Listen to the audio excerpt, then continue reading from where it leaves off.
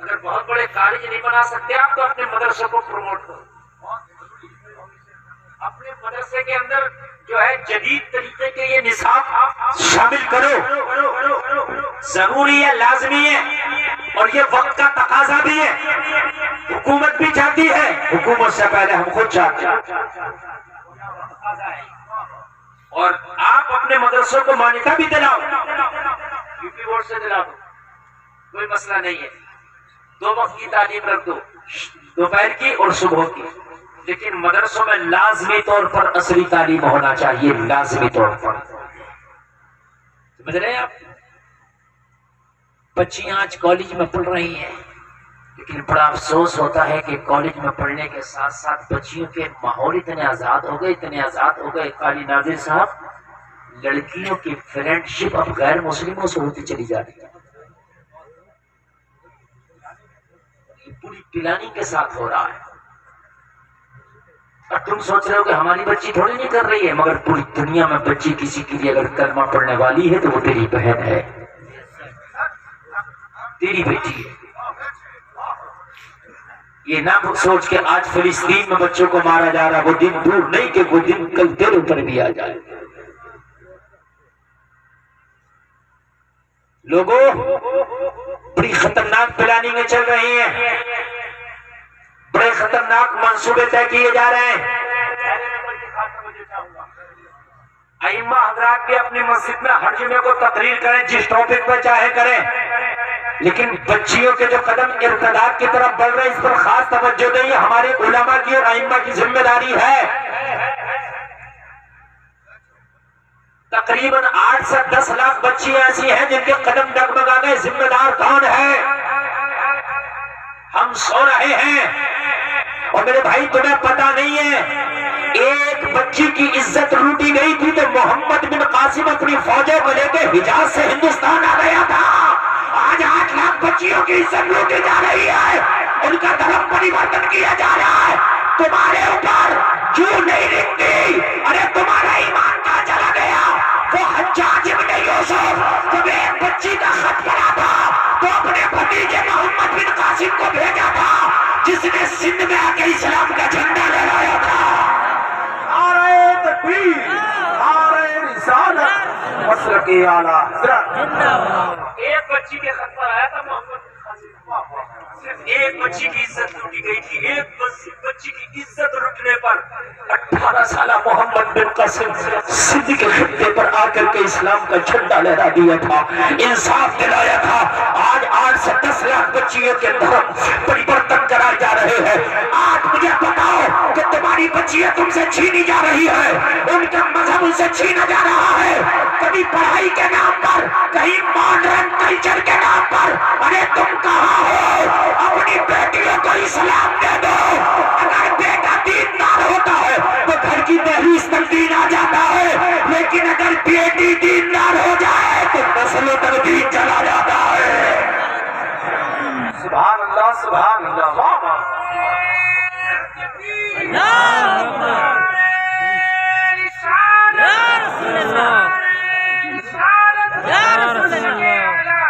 जिंदाबाद जिंदाबाद जिंदाबाद। कान खोल कर सुने आज मेरा पैगाम। बहुत अच्छा भी मुफ्ती साहब, मेरा पैगाम सुने। मकसूद है इस बज़्म से इस्लाह मफासिद। नश्तर जो लगाता है वो दुश्मन नहीं होता। कुछ बातें मेरी कड़वी भी लगे, हो सकता है कुछ बातें मेरी कटी छुरी हो, लेकिन कान खोल के सुनो। आज के वक्त का अहम तकादा है, आज मैं खुलकर बोलना चाहता हूँ। ए मेरी अवाम, ए कमजोर मुसलमान, कान खोल करके सुन ले। अगर तेरी बेटी दीनदार होगी तो तेरी आने वाले नस्ल दीनदार होगी।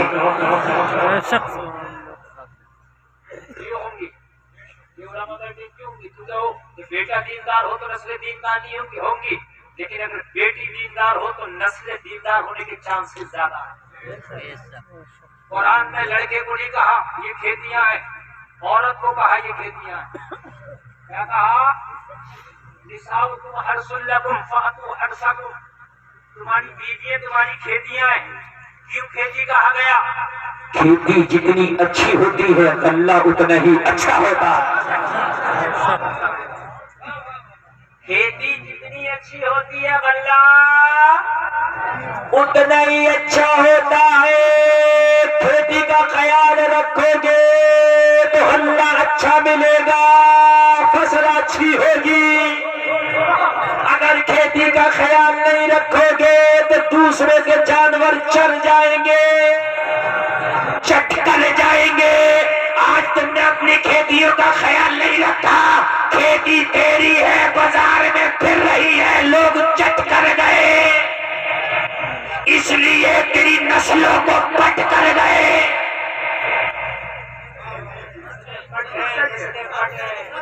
5-5 साल के बच्चे डांस कर रहे हैं, यूट्यूब पे कार्टून देख रहे हैं, ये नस्लें पट रहे हैं।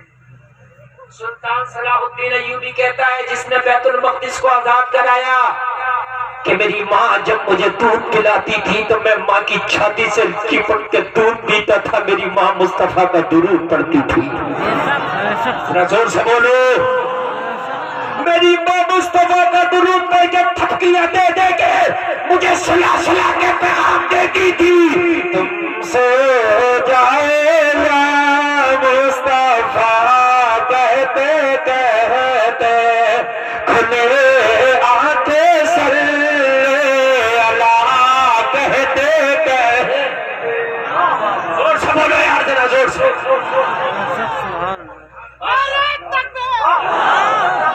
बहुत अच्छा अल्लाह सलामत रखे। और मेरे भाई, जिसने 12 मुल्कों की फौजें लगी थी कुस्तुनतुनिया पर, जिसने कुस्तुनतुनिया को फतह किया, नाम है मोहम्मद खासानी, फातह कुस्तुनतुनिया, उस्मानियों का शहजादा है, तुर्की खून है, जिसने 12 मुल्कों की फौजें लगी कुस्तुनतुनिया को फतह किया था। वो कहता है जब मैं छोटा था मेरी माँ जब मुझे छाती से चिपका के मुझे अपना दूध पिलाती थी तो मेरी माँ कुरान की तिलावत करती थी। उस दूध का असर था कि जब मेरी रगों में वो दूध खून बन के दौड़ा तो मेरे ऊपर नींद उस दूध ने हराम कर दी थी। जब तक उस दुनिया की फसीलों पे तू इस्लाम का झंडा नहीं लहरा सकता, तुम पर तेरी नींद हराम है। अपनी फसलें अच्छी करो, अपनी खेतियां अच्छी करो। खेती का ख्याल रखते हो कि नहीं रखते हो? अगर खेत में ना जाओ, वक्त पर स्प्रे ना करो, घास आ जाएगी, कीड़ा खा जाएगा, कीड़ा खा जाएगा। आप काश्तकार लोग हैं, है ना? है ना? अगर आप ना मारो स्प्रे तो कीड़े आ जाते हैं। आ जाते कि नहीं आ जाते? बार बार स्प्रे करना पड़ती है, कभी निराई करना पड़ती है, कभी सिंचाई करना पड़ती है, कभी जुताई करना पड़ती है। खेती का ख्याल वक्त वक्त में रखना पड़ता है, सुबह शाम तवज्जो करना पड़ता है। ये तुम्हारी बीवियां कुरान ने कहा खेतियां है, जैसे खेती का ख्याल रखते हो वैसे बीवी का ख्याल रखो।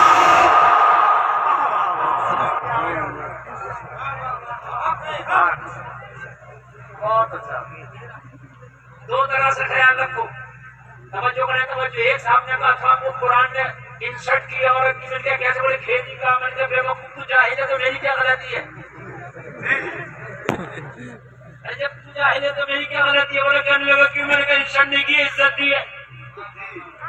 कहने लगा कैसे? मैंने कहा किसान जितना प्यार अपनी खेती से करता ना अपने आप से नहीं करता। यार जोर से बोलो जरा। कहने लगा कैसे? मैंने कहा खेती में जरूरत होती है ना तो कर्जा लेके खेती में लागत लगाता है। बोलो बोलो बोलो, लगाता कि नहीं लगाता? मैंने कहा खाद की जरूरत है, अपने बच्चों को खाना नहीं खिलाएगा मगर खाद लाएगा, अपने बच्चों को कपड़ा नहीं बनाएगा मगर खाद लाएगा, खेती की जरूरत को पूरा करता है। ऐसे ही जैसे तुम कर्जा लेके खेती को पालते हो, अगर वक्त पड़े तो बीवी की ख्वाहिश के खातिर अगर कर्जा भी लेना पड़े तो बीवी की ख्वाहिश को पूरा कर देना। और बता मैंने तो इतना ख्याल, कितना ख्याल। जिस चीज की जरूरत है खेती को देते हो नहीं दे, बीवी को कपड़े की जरूरत है तो दो, खाने की जरूरत है दो, इज्जत की जरूरत है दो, है ना? जिस चीज की जरूरत है दो, ये तुम्हारे काम है। जैसे खेती पे वक्त पर देते हो, तो मैंने कहा खेती पे जान से ज्यादा अजीज समझता है। हमने देखा नींद बड़ी प्यारी होती है, मगर जब खेती को पानी चाहिए तो सुबह 4 बजे से इंजन ले जाके सिंचाई करता है, दोपहर में जागता है कि नहीं मेरे भाई, है कि नहीं? तो बोलो ना सुभान अल्लाह। अच्छा एक बात और बताऊं मैं आपको, समझो है, अल्लाह सलामत रखे। बड़ी बड़ी प्यारी बात मैं बता रहा हूँ। अरे माशाअल्लाह,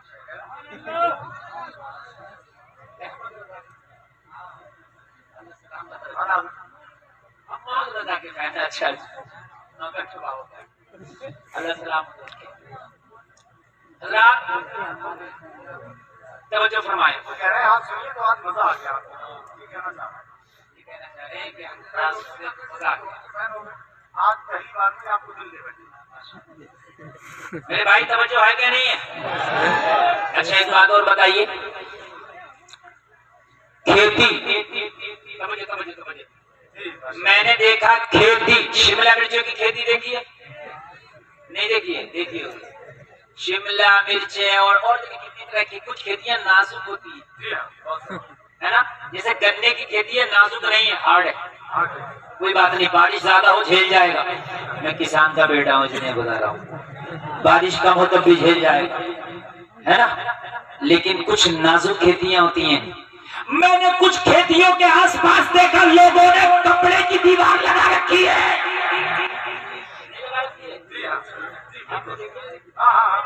साड़ियां ला करके ऐसे लगा देते चारों तरफ, लगाते कि नहीं लगाते? मैंने कहा ये किस लिए लगाया? कहने लगे मौलाना हमने आड़ किया है, जानवर खा जाते हैं। जैसे खेती को पूरे कपड़े से छिपाया है, जानवर ना खा जाए, ऐसे ही बीवी को पर्दे में छिपा ले। जमाने की बेपर्दगी में तेरी बीवी रहेगा तो तेरी बीवी को जमाने की निगाहें न खा जाए।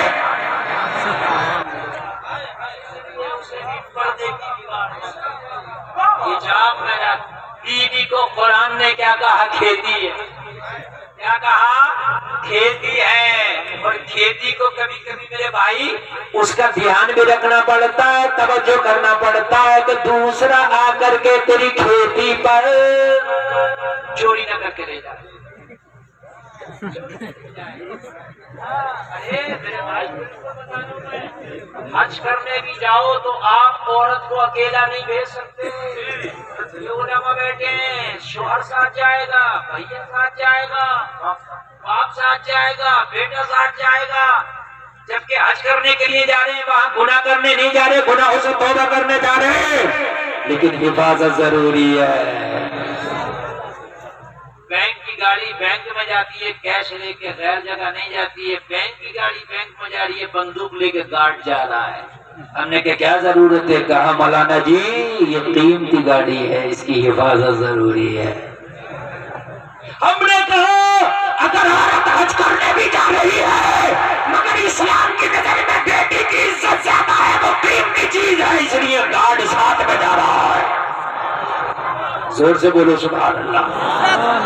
इज्जतदार वो औरतें नहीं जो अकेली घूमती हैं, इज्जतदार वो औरतें हैं जिनके साथ में उनके महरम, उनके मर्द या उनका शौहर उनके साथ रहता है।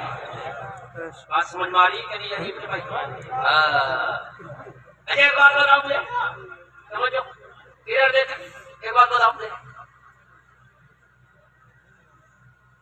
बहुत से लोग दुआएं करते हैं, या अल्लाह कौम के हालात खराब है, कोई मोहम्मद बिन कासिम दे दे। दुआएं करते नहीं करते? या अल्लाह फिर से कोई सुल्तान सलाहुद्दीन अय्यूबी पैदा कर दे। या अल्लाह फिर से कोई तारिक इब्न ज़ियाद दे दे। या अल्लाह फिर से कोई मूसा बिन नसीर दे दे। दुआएं करते हैं हमने, लेकिन आता क्यों नहीं? इतनी दुआएं हो रही है, कोई मोहम्मद बिन कासिम क्यों नहीं जन्म दिया? क्या बात है? कोई तारिक बिन ज़ियाद आया क्यों नहीं जलसे में? आने वाले सुनो, कान खोल के सुनो। दोबारा से मूसा बिन नसीर क्यों नहीं आया? इतनी दुआ करते क्यों नहीं? तो हर खेत में हर खेती नहीं होती। जी जी, हमारे गांव में अखरोट होता है, बादाम होता है, किशमिश, पिस्ता क्यों नहीं होता है? तो यहाँ भी खेत, जमीन तो यहाँ भी है, क्यों नहीं होता? तुम कहोगे मौलाना जी हर जमीन में पिस्ता नहीं होता, हर जमीन में किशमिश नहीं होता, हर जमीन में बादाम नहीं होता, उसके लिए जमीन अलग होती है। तो मैंने कहा हर कोक में मोहम्मद बिन कासिम नहीं आता, हर कोक में सुल्तान सलाहुद्दीन अय्यूबी नहीं होता। अरे तुम्हारी बेटियां बाजारों में बेपर्दा घूमे, बाल खोल के शादियों में डांस करे, तुम ये तवक्को करते हो तो इनकी कोख से कोई तारिक बिन ज़ियाद पैदा होगा, कोई मूसा बिन नसीर पैदा होगा? नहीं नहीं, अगर तुम्हारी बेटियां बेपर्दा रहती है तो इनकी कोख से कोई नचकैया तो पैदा हो सकता है, लेकिन तारिक बिन ज़ियाद नहीं पैदा होता। इसलिए अगर चाहते हो हमारी बेटियों की कोख से कोई मोहम्मद बिन कासिम पैदा हो, कोई तारिक बिन ज़ियाद पैदा हो, तो बेटियों को कनीज़े फातिमा बना दो। इनकी कोख से पैदा होने वाला बेटा गुलाम हुसैन बन के पैदा होगा।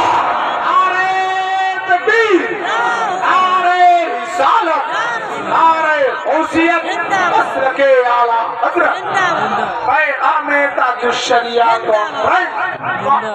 मैंने तो कहा या अल्लाह आज यजीदियत फिर पंजे निकाल रही है मेरे मौला, तू तीसरा हुसैन क्यों नहीं दे देता जमाने को, ताकि यजीदियत को वो कुचल के रख दे। जवाब मिला गुलफाम, हमारी कुदरत चाहे तो हजारों हुसैन पैदा कर दे, अल्लाह कादिर मुतलक है। तो मैंने सवाल किया मौला फिर दूसरा हुसैन तूने पैदा क्यों नहीं किया? जवाब मिला गुलफाम, हुसैन पैदा होने के लिए फातिमा की कोख का होना जरूरी है, दूसरी कोई फातिमा ना हो सके, इसलिए कोई दूसरा हुसैन ना हो सका। वाह सुभान अल्लाह सुभान। फातिमा की कोख हो तो फिर हुसैन आता है, जब बीबी माहे नूर हो तो मुइनुद्दीन आता है। यार बोलो ना सुभान अल्लाह, सुभान अल्लाह, सुभान अल्लाह। मेरे भाई बेटियां अगर नेक हो, दीनदार हो, तो उनकी कोख से जन्म लेने वाले बच्चे दीनदार होते हैं।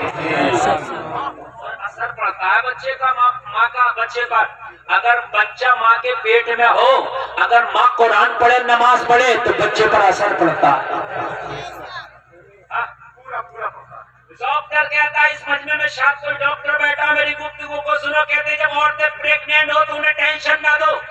मैंने कहा क्यों? कहा बच्चा विकलांग हो सकता है, बच्चे के दिमाग पे उसकी टेंशन का असर पड़ सकता है।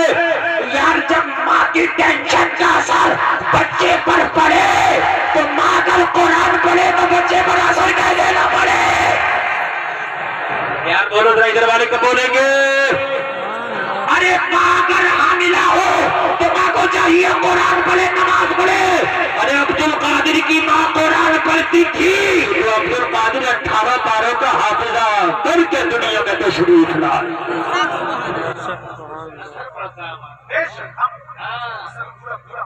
ये माँ यूट्यूब पे जो फिल्में देख रही है, गाने देख रही है, ये बच्चा 2 साल का ना हुआ मोबाइल चला रहा, यूट्यूब देख रहा, असर है। असर बड़ा खतरनाक है। समझो असर, इस असर को अगर सुन लिया ना तो तुम्हारे असर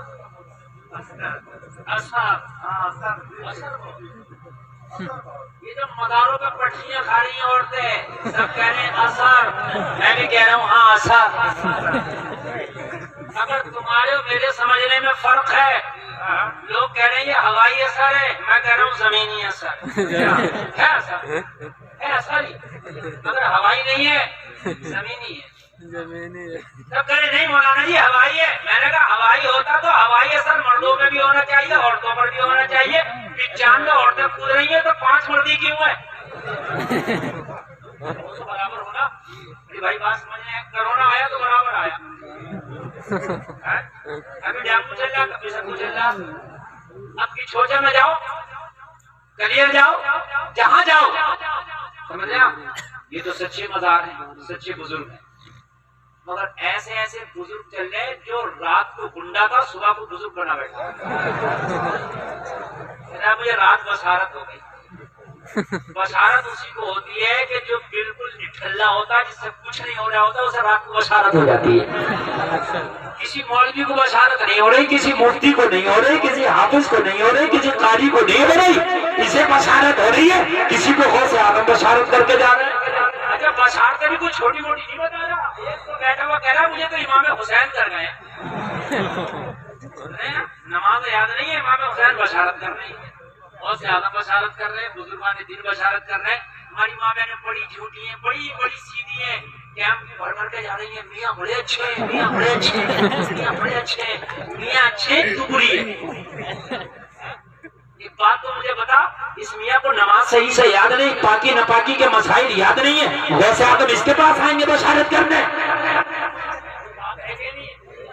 मेरे पास भी बहुत से आदम आए बशारत करने के गुलफाम, ये जितने झूठे डकात बैठे सबकी मुखालफत करिए। कोई मुझसे कहे कि तुम क्यों कर रहे हो, तो मैं भी कहूँगा मुझे बशारत हुई है भाई। जब तुझे बशारत हो सकती है लूटने की, तो मुझे बशारत हुई है हिफाजत करने की।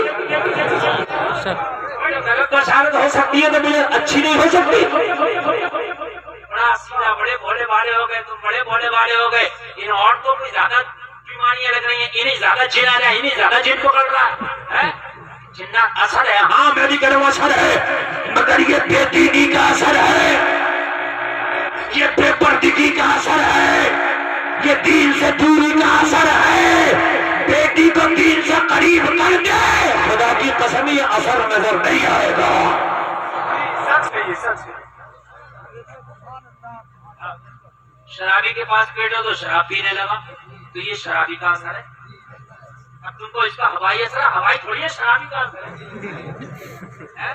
जुआरी के पास बैठा जुआ खेलने लगा, तुमको हवाई असर है। हमारे बेटा जुआ खेला नहीं, जुआरी का असर है यार। नहीं बात समझ में आ रही?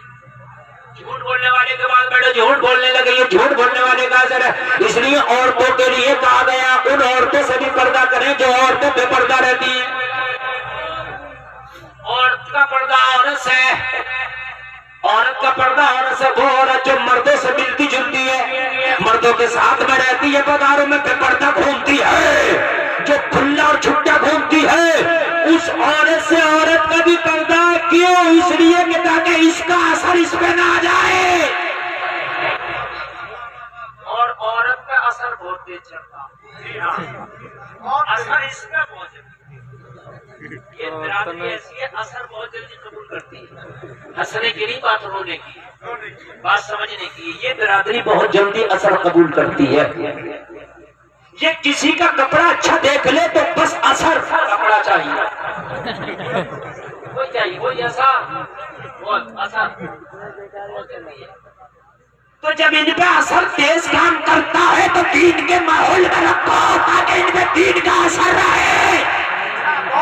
जोर से बोलो, जोर से, और जोर से बोलो। अगर बेपर्दगी घर में लाए और यानियत लाए, आजाद माहौल लाए, तो इन पे असर होगा, और ऐसा असर होगा कि तेरा हर काम इन पे बेअसर होगा।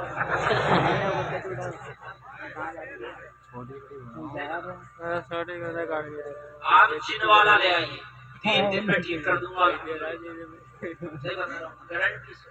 3 दिन में, और मैं किसी को 3 साल में ठीक नहीं कर पाऊंगा। जिस पे जिन का असर है उसे 3 दिन में ठीक कर दूंगा, जिस पे असर ही नहीं है उसे कहां से ठीक करूंगा? जो सो रहा उसे तो जगा दो, जो सोने की एक्टिंग कर रहा है उसे कौन जगाएगा? कलियर शरीफ में बात 12-12 साल से पड़ी है। बात अगर गलत हो तो कल जाके देखना। सोचा शरीफ में 10 साल से पड़ी है, 6 साल से अभी क्या हो गया कि वो असर नहीं खत्म हो रहा, झूठ बोल रही है। अगर मेरा साबिर निगाहे करम कर दे, 10 साल की बात करते हो, 10 सेकंड ना लगेगा, जिनके दादा को जला देगा। अरे मेरा साबिर इतना हल्का है, मेरा साबिर इतना कमजोर नहीं है कि 10 साल से तेरा जिन न हटा सका, मगर साबिर उसका जिन हटाए जिसमें जिन हो।